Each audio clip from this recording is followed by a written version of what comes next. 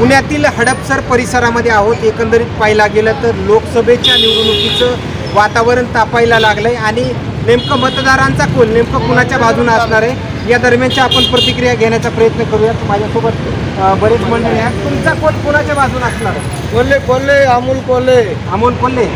बर का? त्यांच्याबद्दल काही कामाबद्दल काही सांगता? काम कोणी करत नाही, म्हणजे लबाड आहे. त्या लबाडाला झोपवण्याकरता कोल्ह्याच्या मागे लागतो. काही नाही, लबाड आहे. आज चोऱ्या करतो, दुसऱ्या दिवशी सांगतो आम्ही चोर नाही, जवळ एवढ्या करता जाणार. बाकी इतर पण आपल्यासोबत तुमचा कोल नेमकं कुणाच्या बाजूने असणार? कोणताच करत नाही. आता काय सांगायचे, आपल्या पुरीच काय देत नाही आणि निवडून आलं काय नाही आलं काय काहीच फरक नाही, कुणीच काही देत नाही. बरं, तरी पण मतदान तुम्हाला कोणाला तर द्यावं लागेल. द्यावं लागेल आढळरावला द्यावं. आढळरावांना. बरं, तुमचं मत काय आहे तरुण नात्यानं? अमोल कोल्हे. बर, इकडं आढळराव पाटील, इकडं अमोल कोल्हे, तिकडं अमोल कोल्हे. बर, तुमचा कोल कुणाला असणार आहे? युवकांच्या कार्यासाठी कोणी बोलत नाही.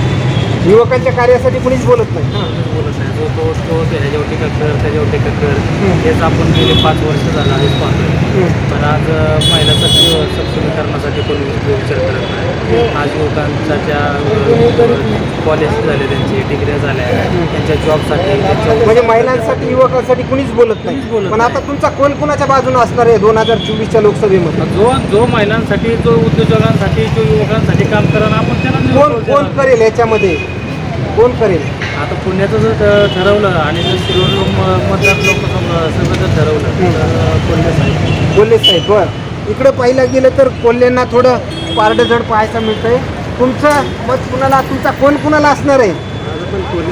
कोल्हेनाच. बरं, का कोल्हेच्या कामासंदर्भात? चांगलं युवा नेता आहे, चांगलं काम करणारा माणूस आहे, आघाडीचा कार्यकर्ता आहे, संसदात पुरस्कार मिळालेला आहे. बरं, युवा नेते आणि युवा जवळजवळ त्यांच्याच बाजूने येतात. युवा सगळे त्यांच्याच बाजूने आहेत. बरं, माणूस स्टँडर्ड स्टँडर्ड माणूस. बरं, एकंदरीत पाहिलं गेलं तर आतापर्यंत जे काही प्रतिक्रिया आल्या आहेत त्यांचं अमोल कोल्हे यांचं पारडं जे आहे ते आपल्याला जड पाहायला मिळतं. एकंदरीत पाहिलं गेलं तर आणखीन पण आपल्यासोबत आहेत. तुमचा कोल कोणाच्या बाजूने असणार आहे या 2024च्या निवडणुकीमध्ये? कहाँ के हो तुम? कहाँ के? यूपी से. अच्छी बात है. तुमचा कोल कोणाच्या बाजूने असणार आहे? 13 तारखेला. बरं, कोणत्या मतदारसंघामधून तुम्ही?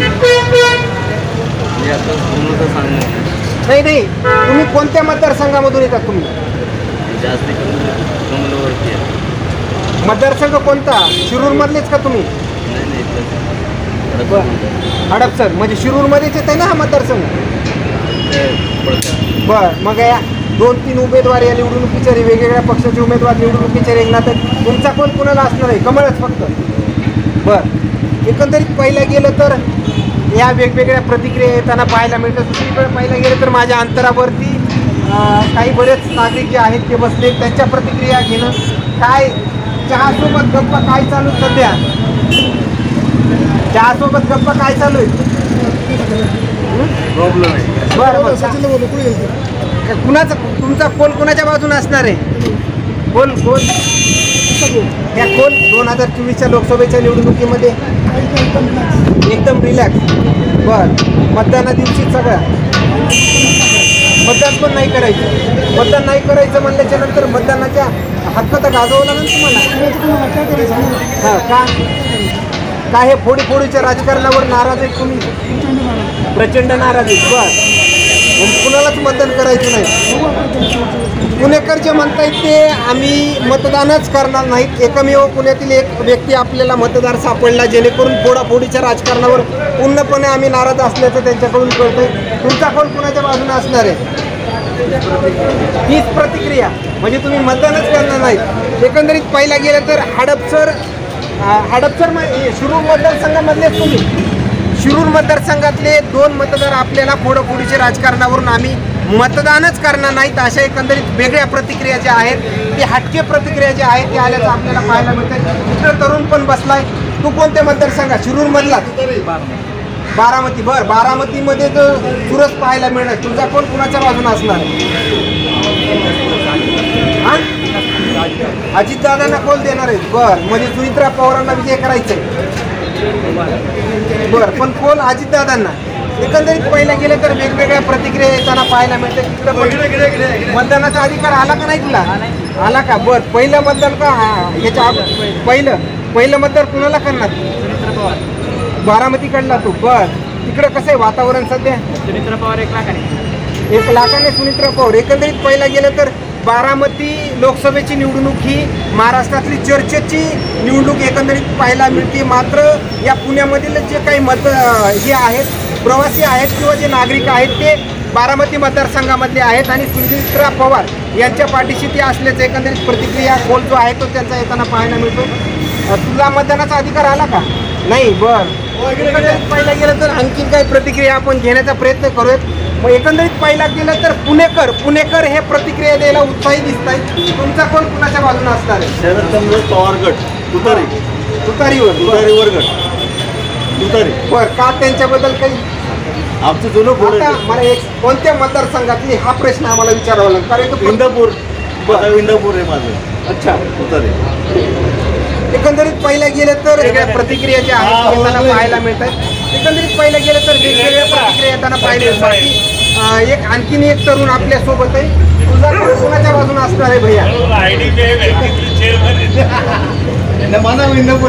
आणखीन एक ते थोडं मग्न असतात. इकडं पण महिला बसलेल्या आहेत. तुमचा कोणाच्या बाजूने असणार आहे? मी सरकारी नोकरी नाही सांगू शकत. तुम्ही पण सरकारी तुमचा कोण कोणाच्या बाजूने असणार आहे?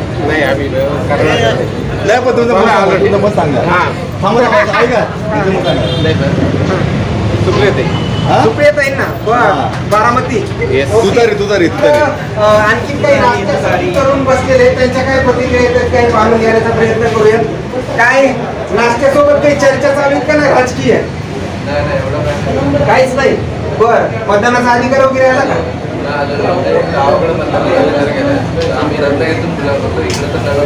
बर, तू कंप्लेंट नाही 18 वर्षे. तुमचं मतदान कोणाला असणार आहे? कोण कोणाच्या बाजूने? अमोल कोल्हे ना. एकंदरीत पहिला गेलं तर अमोल कोल्ह्यांचं पारडं या ठिकाणी जड पाहायला मिळतंय. दुसरीकडे पहिला गेलं तर वेगवेगळ्या प्रतिक्रिया देखील येताना पाहायला मिळतात. मात्र एकंदरीत पहिला गेलं तर याच लोकसभेच्या निवडणुकीदरम्यानचे असेच नवनवीन अपडेट्स आपण सूर्यधनी चॅनलच्या माध्यमातून देण्याचं काम करतो. आपल्या भागातील महत्त्वपूर्ण बातम्या पाहण्यासाठी आजच आमच्या सूर्योदय न्यूज चॅनलला सबस्क्राईब करा आणि बेल आयकॉन प्रेस करा. आणि तुम्ही जर आमच्या बातम्या फेसबुकवर पाहत असाल तर आजच आमच्या फेसबुक पेजला लाईक, शेअर आणि फॉलो करा.